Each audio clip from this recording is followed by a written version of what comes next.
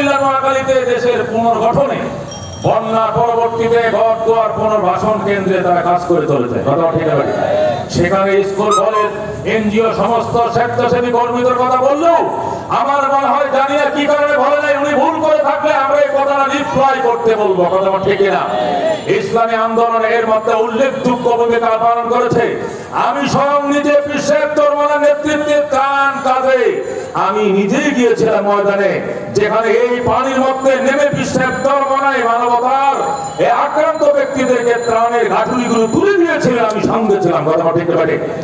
এখনো একের পর এক যুব আন্দোলন, ছাত্র আন্দোলন, শ্রমিক আন্দোলন, স্থানীয় সংগঠন এবং অন্যান্য সংগঠন, স্বেচ্ছাসেবী সংগঠন, আসুন্নাহ ফাউন্ডেশন, আসুফা ফাউন্ডেশন সহ আইম্মা পরিষদ, উলামা পরিষদ, রাজনৈতিক সকল ছাত্র সংগঠন অবদান রেখে চলেছে। কথা ঠিক না? যখন দর্শনের কথা বলতে হবে তখন উলামায়ে কেরাম ইসলামী সংগঠনের কথা ভুলে গেলে চলবে না। কথা ঠিক আছে। তাহলে আজকে যদি আমরা কথা বলতে ভুলে যাই তাহলে ভুল মেসেজ যাবে নিজেদের ভিতরে, ফেসিবাদ আবার ফুটে ওঠার সাহস যোগাবে। কথা ঠিক না? সামনে আসার সুযোগ পাবে। ফেসিবাদদেরকে যাতে সামনে অগ্রসর হতে দেওয়া না যায়, এই জন্য নিজেদের বলয়ের মধ্যে কোনো বিভ্রান্তির অবকাশ রাখা যাবে না। কথা ঠিক হবে। ক্ষমতার মাহাদিন আমরা বিশ্বাস করি ক্ষমতার মালিককে। ফেরাউনকে পতন ঘটিয়েছিলেন কে? নমরুদের পতন ঘটিয়েছিল কে? এই দেশের স্বৈরা শাসনের পতন ঘটিয়েছে আমার আল্লাহ। কথা ঠিক না? যে আল্লাহ পতন ঘটান ওই আল্লাহর ক্ষমতায় আবার বসান, এই বিশ্বাস আমাদের আছে। কথা ঠিক না? সুতরাং যারা বলতো আদার ব্যাপারে যাহাদের খবর লইও না, এবার তোমরা চিন্তা করে দেখো আদার ব্যাপারে কারা। কথা ঠিক না? ঠিক। আদার ব্যাপারে কারা তোমরা দেখো। স্বাধীনতার 53 বছরে কোন স্বৈর শাসক পতন ঘটেছে, জেলে গিয়েছে, কিন্তু দেশ থেকে বিতাড়িত হয় নাই, পলায় নাই। তোমাদের ভিতরে অহমিকার সীমা ছাড়িয়ে দিয়ে গেছিল, এই জন্য আজকে দেশেও পর্যন্ত থাকতে পারো নাই। এখন নতুন নতুন কথা শোনা আসতেছি, আমরা কাছে আছি, টুস করে ঢুকে যাব। এই কথাগুলো আর বলে এদেশের মানুষকে হাসেও না। কথা ঠিক আছে। আমরা তো চাই তোমরা পালিয়ে গেলে আসো, তোমাদের বিচারের সম্মুখীন করা হবে। কথা ঠিক আছে। তোমরা মনে রাখো তোমরা ভুল করেছো। এক নম্বর ভুল করেছিলা, দেশের আইন এবং আদালতকে বিরোধী দল দমনের পিছনে খরচ করেছিলা। তোমার দলের মানুষের জন্য কোনো আইন ছিল না। কথা ঠিক আছে। তোমার দলের ছাত্রদেরকে শুধু ছাত্র মনে করতা, বিরোধী সমমনে করে ছাত্রকে ছাত্র মনে করতা না, এদেরকে মনে করতা রাজাকারের বাচ্চা। কথা ঠিক আছে। এই কারণেই আজকে তোমার দুর্দিনে সব তোমার বিরুদ্ধে চলে গেছে, তোমাদের পাশে কেউ দাঁড়াইল না। কথা ঠিক আছে। 9 বছর দেশ শাসন করে 10 বছর জেলে ছিল, দেশের মাটিতে ছিল, পালিয়ে যায় না। আমাদের স্বাধীনতা আনা সহজ, ধরে রাখা বড় কঠিন। কথা ঠিক না?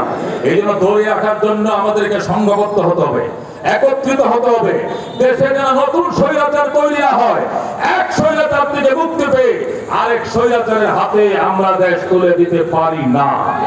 আমরা লক্ষ্য করেছি পতন হওয়ার সাথে সাথে আরেক দল দখলবাদী চাঁদার জন্য পাগলের মতো হয়ে গিয়েছিল। কথা ঠিক আছে। তাদের প্রধানদের কন্ট্রোল পর্যন্ত মানতে চায় নাই, তারা দখলবাদীতে লিপ্ত হয়ে গিয়েছিল। মনে রাখো তোমাদের জন্য আমরা আন্দোলন সংগ্রাম করি নাই। এদেশে এমন সরকার গঠন করা হবে যারা দেশ মাটি মানুষকে ভালোবাসবেন, স্বৈরাচারী টেন্ডারবাদী চাঁদা মস্তানি জায়গা বাংলা যাবে। কথা ঠিক কিনা? আল্লাহ হাবিব সাল্লাল্লাহু আলাইহি সাল্লাম যখন মদিনায় যুদ্ধের প্রস্তুতি নিয়েছিলেন খন্দকে, তখন সাহাবায়ে কেরাম ফরিকা খনন করছিলেন। ফরিকা খননের টাইমে ওই বড় প্রস্তর পাথরের টুকরা ভাঙতে পারে না। আল্লাহ হাবিব বললেন হাতুড়ি আমার হাতে দে। পয়গম্বর হাতুড়ি দিয়ে আঘাত করার সাথে সাথে বিরাট বড় পাথর 2 টুকরা হয়ে যায়। আল্লাহু আকবার। পাথরের মাঝখান থেকে একটা অগ্নিফুলকি বের হয়, একটা অগ্নিশিখা বেরিয়ে আসে। আল্লাহ হাবিব আল্লাহু আকবার করে চিৎকার মারলেন। সাহাবায়ে কেরাম বললেন হুজুর, যে বিরাট পাথর আমরা সকলে চেষ্টা করে ভাঙতে পারি নাই, আপনার আঘাত লাগার সাথে সাথে ভেঙে গেল। আবার আপনি আল্লাহু আকবার বললেন, কারণ কি? পাথর যখন 2 টুকরো হয়ে যায়, মাঝখান থেকে আমি লক্ষ্য করলাম আল্লাহ আমাকে দেখাইলেন যে পুরা পারস্যটা 2 ভাগ হয়ে আমার হাতে চলে এসেছে। আল্লাহু আকবার। আবার পাথরে আঘাত করলাম, দেখলাম রোম ভেঙে গিয়েছে। আবার পাথরে আঘাত করলাম, দেখলাম ইয়ামানের রাজধানী সোনা আমার হাতে চলে এসেছে। আল্লাহ হাবিব সাল্লাল্লাহু আলাইহি ওয়াসাল্লাম এগুলো বলার পর সাহাবায়ে কেরাম তো বিশ্বাস করছেন, কাফেররা তো বিশ্বাস করে নাই।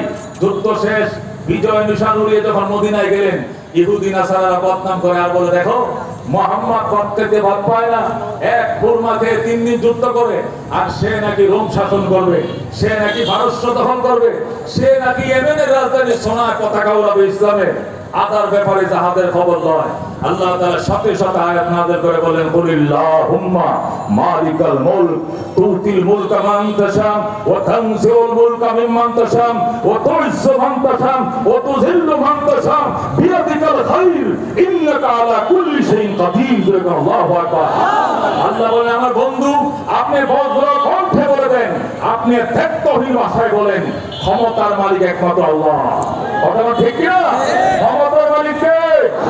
এই আওয়ামী লীগ ফ্যাসিবাদ সরকার কোনোদিন কল্পনাও করে নাই যে এই দেশবাসীর কাছে সে এইভাবে দরাসই হবে, এই ছাত্র বাচ্চাদের হাতে আমরা এইভাবে দরাসই হবে, কল্পনা করে না। কে ঘটিয়েছেন? ওই কথাই বিশ্বাস আমরা করি, আপনাকে করতে হবে। ইসলামী আন্দোলন বাংলাদেশ আল্লাহর কোরআনকে বিশ্বাস করে, আল্লাহর বাণীকে অক্ষরকে বিশ্বাস করে, আল্লাহর আইন এবং বিশ্বাসকে তুমি বাস্তবায়ন করার জন্য সংগ্রাম করে। কথা ঠিক হবে। সুতরাং আসুন, ইসলামী আন্দোলন ছাত্ররা আসুন, দেখেছেন জয় বাংলাম, শান্তি দেখেন নাই, শুনেছেন সোনার বাংলাম, শান্তি দেখেন নাই, শুনেছেন জয় বাংলা, সোনার বাংলা, সবুজ বাংলা, সব দেখেছেন। একবার কোরআনের বাংলা দেখুন। কথা ঠিক না? একবার কোরআনের বাংলা দেখুন, ইসলামী আন্দোলনের বাংলা দেখুন, পৃথিবীর সমাজ জান্নাতের সমাজ হবে। কথা ঠিক না? ঠিক। হযরত ওমর ফারুক রাদিয়াল্লাহু তাআলা আনহু সেই বর্বর যুগের মানুষকে কোরআনের শাসন উপহার দেওয়ার কারণে হরিণ আর সিংহ এক কাটে পানি দিত। কথা ঠিক না? সিংহকে সম্বোধন করে হরিণে বলতো, মামা আগে আপনাদের অত্যাচারে জঙ্গলে থাকতে পারি নাই, আর এখন এত ভদ্র হলেন, বাগিনাদের খবর হলো না, কারণ কি?